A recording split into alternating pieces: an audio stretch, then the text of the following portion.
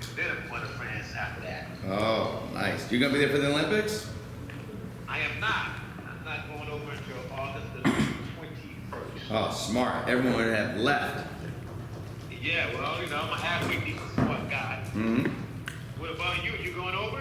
No, I was gonna go over, but now that they're not having Kawhi play, so I'll support T. Lou and JVG via TV. Yeah, I'm going out too. Hey, Nico. All right, BT, you're getting cut off, man. Chris Wallace getting frustrated. Okay. Can't have Chris frustrated. Thank you. No, we can't do that. All right. So I open up to you fine folks. Al, can you walk us through what happened with Kawhi? Did he have a setback in any way with the inflammation in his knee or anything else in his knee for USA to kind of move in a different direction? No, it was USAB's call, and I was, quite frankly, very disappointed with the decision. Kawhi wanted to play. We wanted him to play. I was there the first two practices. He looked very good. Was a full participant in everything that they did. I wasn't there for the third practice, where ultimately that was the point where they decided to go in a different direction. You know, I expressed to them, I really wish that they would have given Kawhi more time. You know, we have the benefit of having been around Kawhi for 5 years to see his body and see where he's at.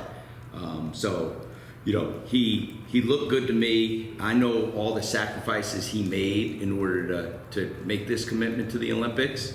So it was very disappointing. Now, with that being said, I understand from USAB's perspective that they have to look what they feel is in the best interest of the team, despite what I think. They're also managing some other players who are dealing with injuries, so I understand that they have to do what's best. But, you know, we were really disappointed, you know, for Kawhi, and this is something we really wanted for him.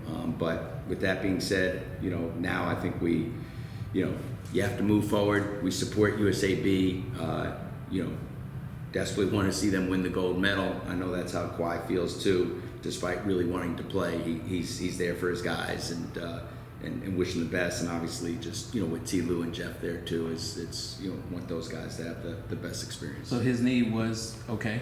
Yeah, I mean, he wouldn't be out there, and we wouldn't put him out there if we weren't confident that he'd be able to go through the entire Olympic experience. Now, I get it from USAB's perspective. No one has a crystal ball. But, you know, I intentionally went out there to watch him play and was really encouraged with what I saw both days. And especially because I get the benefit of seeing what he looked like in the prior thing. So I get to see the whole progression. So be that as it may, they saw it differently. So, you know, it is what it is. And the expectation will be he'll be ready for training camp? Yes, okay. yes. What were some of their concerns? Because, you know, with respect to Grant, there were kind of political answers given as to why he was with the team. What was some of the reason behind that? I mean, I'll keep those conversations kind of between me, Grant, Kawhi, and his representatives. I can just tell you kind of from my perspective that I was disappointed. I wish they would have given him more time. So Kawhi didn't have to have any off-season procedures or anything surgical or invasive as it relates to his knee recovery after April and May? Yeah, I'm not going to get into the specifics of kind of what's been happening. All I'll tell you is that, you know, he spent a great deal of time getting ready for this. He had a really solid progression. He looked good in the practices. Ultimately, they decided after the third practice that they didn't feel as confident as we felt. And that's their right. It's their team. How did and kind of what went into the breakdown in negotiations with Paul this offseason? Like, in terms of, obviously, he got what he was ultimately searching for. Kind of how far apart were you guys, and anything related to that? Yeah, actually, I don't think there was a breakdown at all. I think it was a very, very transparent process. Even just to kind of contextualize everything, dial it back a year from you know, basically today. Call it last July 2023. We sat down. You know, Paul was coming off another year interrupted by injury. We talked about keeping him and Kawhi together, but we said we need more help. We weren't good enough, and I think you have to be honest with each other. So how are we going to get good enough? We don't have a bevy of draft picks. So what we have is we have the best market in the NBA with the best owner, with a great head coach. We can have cap space. We were going to have cap space, dialing it back a year from now, is in 2025. So we made Paul and Kawhi the offers that we could. They were 3-year offers. Both of them started with their player option at $50 million. And we were leaving room for a heavy lifter. Okay, now, fast forward a couple months. We're in October. We get James. Once we got James, who became a heavy lifter for us, now we had a better sense for what does our team look like for the next couple of years. We significantly increased our offers to both PG and Kawhi once we got James. Yet, okay, as they age, how are we going to build a team? How will it be sustainable? Then we were targeting 26, 27 for max space. We were going to be in the second apron. If Paul would have stayed, we were going to be in the second apron regardless this upcoming season. The following year in 25, 26, if Paul would have stayed with James, with Kawhi, we'd be out of the second apron. We'd have to make different allowances at different parts of the roster. But team building is completely different when your best players are in their 30s. And with the second apron in it, look, we're extremely fortunate that Steve doesn't put pressure on us from a tax standpoint. With many chairmen, that tax is very punitive. For us, what happens is all the team building tools that are completely stripped away. And basically, your team is your team. You're stuck. And so ultimately, in terms of, we were very transparent throughout the entire process with PG. This is why the offer is. It never was what we felt his value or worth is. We told him a year ago that, yeah, you can get a max, you can get a max in the open market, 4-year max. But for us to build this team, we need to add to it. In order to add to it, these are the things that we can offer you.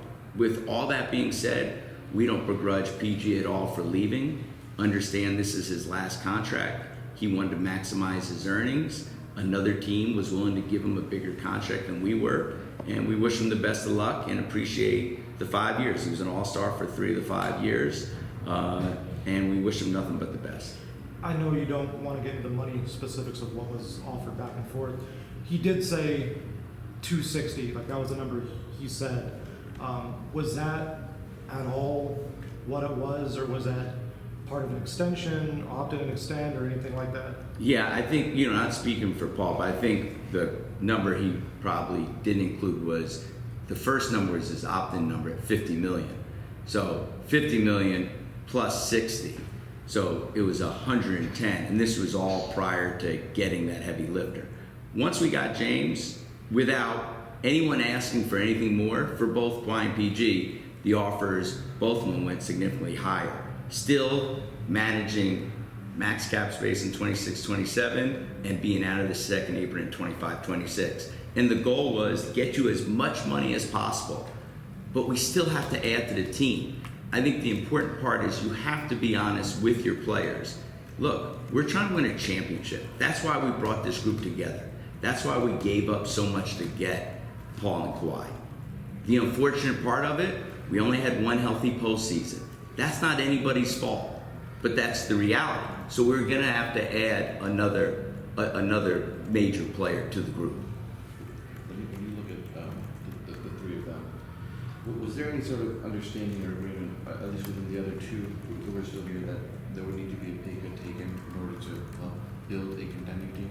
Well, the only ones we're allowed to have conversation with are just Kawhi and PG. And so you literally, what you do is on a big screen, you show them the cap sheets. It's utter transparency. I mean, that's the great thing about the NBA. Everyone knows what everyone's making. Everyone can kind of project what the salary cap is.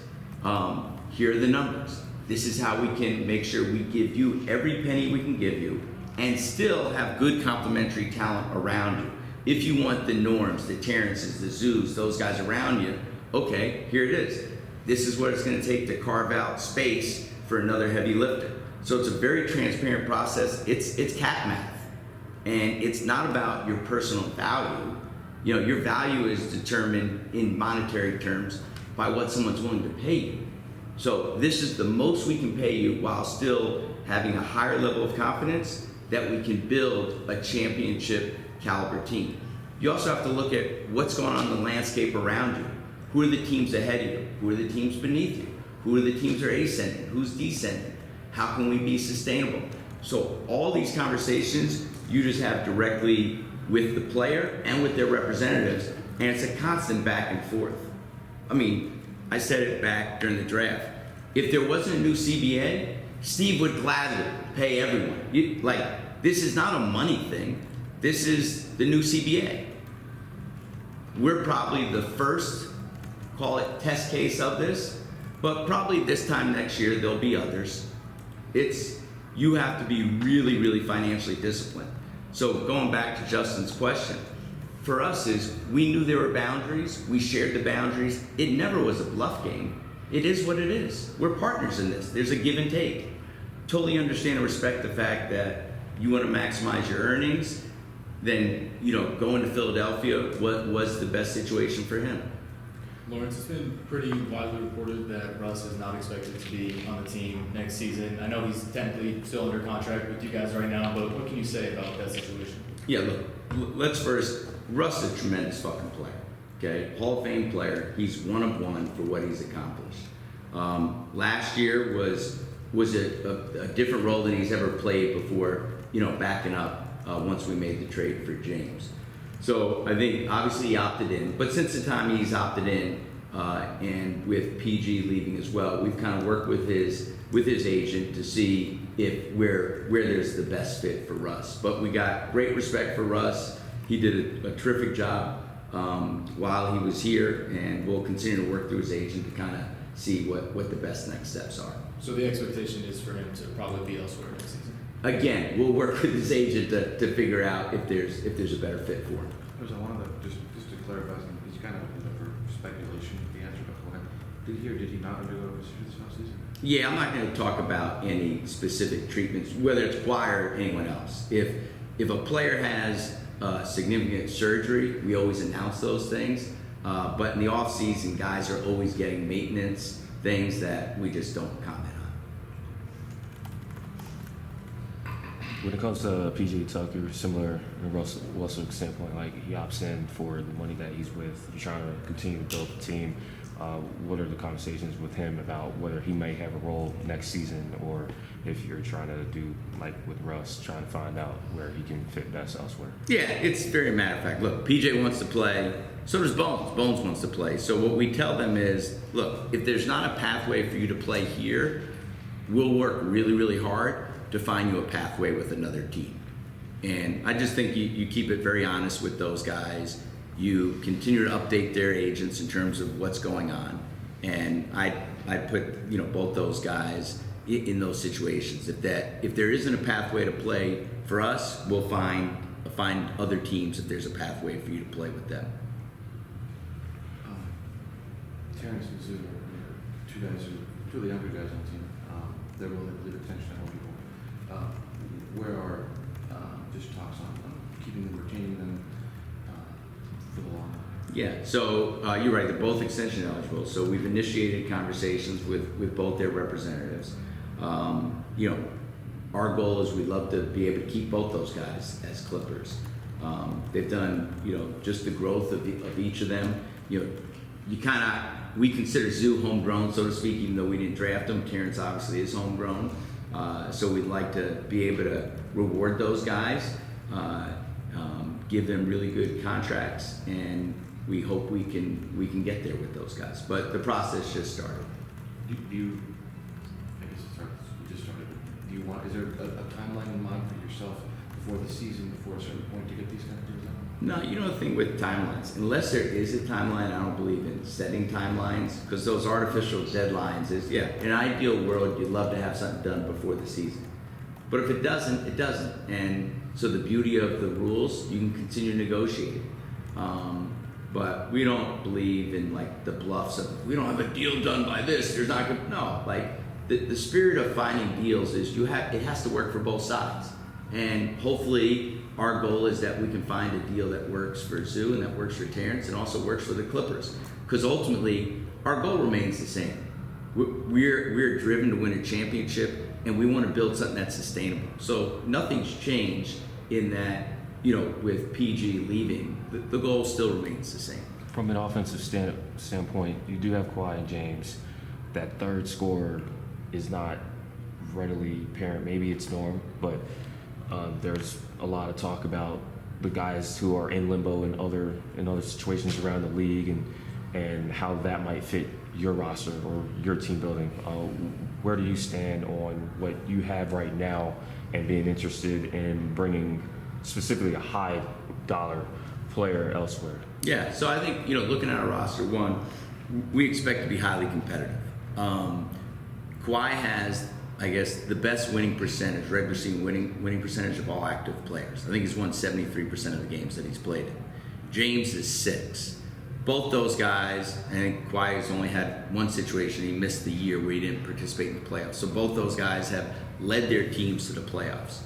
So we expect those guys to have terrific seasons this year. I think also by it being clear with Kawhi and James that they know offensively where things are going to go, that things are going to be played through those guys, that those defined roles probably are helpful for the entire group. Who elevates themselves as that third, fourth, fifth scorer? Norm obviously is coming off the most efficient scoring season of his career. I expect him to get better. There's always the unknowns that take off. And I think we'll lean into our depth. I think we have much better depth potentially than we've had in the past year or two. In terms of being opportunistic via trades, we'll always look out for that. So I think we're going to be highly competitive in the short term while looking for opportunities to get better. And also we want to maintain some flexibility in the long term, again, for that sustainability. We're not going to all of a sudden okay, Paul's out, let's go run and do something that's, that maybe doesn't fit within the big picture, that could be reckless. We're not going to do that at the expense of trying to, quote unquote, find a third scorer. Team building for each team is going to be different with this new CBA. The ages of your best players and what they're making impacts what you do. So we'll look at everything, but we're not going to be reckless if it really sacrifices future flexibility going forward, because I think we're going to be very good in the short term, and we're also going to have flexibility in the long term to make this a sustainable organization that's always in pursuit of winning championships. You guys signed Kevin Porter reportedly to a multi-year deal. I'm just curious for a guy who has a bit of a troubled history, what was kind of the thinking there? I'm sure you knew the optics would be a little rough. Just what went into that decision? Yeah, well, I think, first of all, we're obviously very aware of his history. We've studied the case. We don't in any way want to downplay or minimize or condone domestic violence. Okay? The allegations are serious and they're disturbing. With that being said, what we did is we hired an outside expert. We spent a couple days with Kevin. The expert did a very thorough evaluation. And based on the expert's recommendations, we decided that it was worth an opportunity for Kevin. Now, with that being said, there's a personal development plan that he committed to back in October. And then we have our own personal development plan that he's committed to and will be held accountable to. And we think based on those facts that positive change is possible, and the standards will be high for Kevin. So but we totally are aware of the history, and in no way, shape, or form do we want to minimize what the allegations are.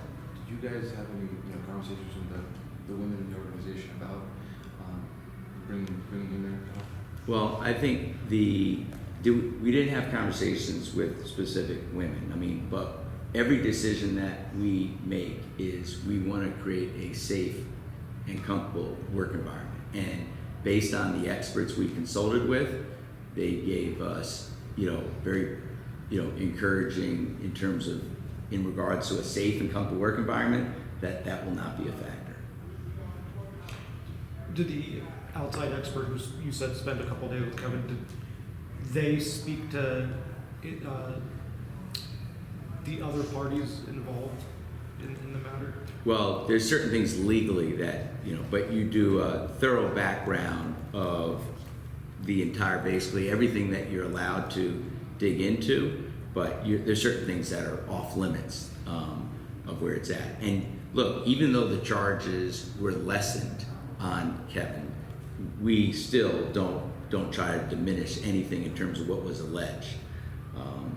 So you just do the most you can. The NBA is going to do their own process. That's how these things work. And so we'll abide by whatever the NBA decides. Do you expect the NBA to suspend him at all? Again, it's... I mean, because going back to Miles Bridges, they did a similar thing. That's on. Yeah, I mean, it's in the NBA's hands. I'm not going to comment on something that I don't control. When it's the current roster, especially with some of the reported signings, it's pretty guard heavy right now. With a guy like Bones, who didn't get a whole lot of playing time last season, and obviously wanted more playing time, how do you see him fitting in with the current roster construction? Yeah, kind of similar to what we talked about with PJ, is that if there's a pathway for Bones to play, I think there'll be a great opportunity. If we don't think there's a pathway for Bones to play, I know especially with him going into a contract year as a young player, then we'll look for opportunities if there's elsewhere, if there's better pathways for him to play. Have those conversations taken place yet, or is that something that's going to develop over the summer? Yeah, I mean, all those conversations are ongoing, and and you're constantly talking to his agent, and this around the league. That's what we all do. We talk to each other and we figure out, hey, if maybe Ivan needed one position and the team has another need in another position, and you figure out deals have to make sense for both sides. But Bones has been in and out of the gym throughout the summer, and if he's with us, we expect him to compete for playing time. If we don't think there's an opportunity for him, then there'll be an opportunity for him elsewhere.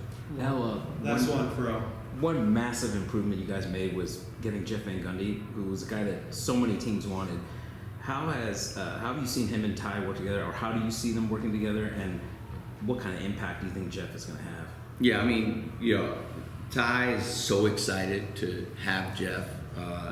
The fact that they spent all summer together last summer, and now they'll be together for the next 6 weeks during the Olympics. I mean, Jeff is one of the greatest basketball minds that I've ever been around.